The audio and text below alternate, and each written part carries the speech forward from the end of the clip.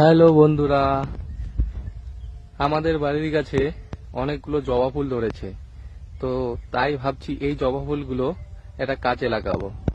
তো অনেক দিন ধরে সময় পাচ্ছিলাম না, তো তাই আজকে একটু সময় পেয়ে গেলাম। তো আজকে জবা ফুলগুলো কাজে লাগাবো। ফুল পুজোর সাথে সাথেও অনেক কিছু কাজে লাগে, তো আজকে সেই ফুলটা কাজে লাগিয়ে দেব।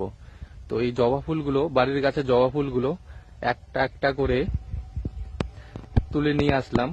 তুলে নিয়ে আসার পরে এই জবা ফুলগুলোকে পরিষ্কার জল দিয়ে ধুয়ে নিলাম। একটা একটা করে ধুয়ে নেওয়ার পরে একটা বাটির মধ্যে ফুলগুলো নিয়ে নিলাম। তো বন্ধুরা দেখো, এই ফুলগুলো নিয়ে বাটির মধ্যে নিয়ে এই ফুলগুলো আমি কি করি।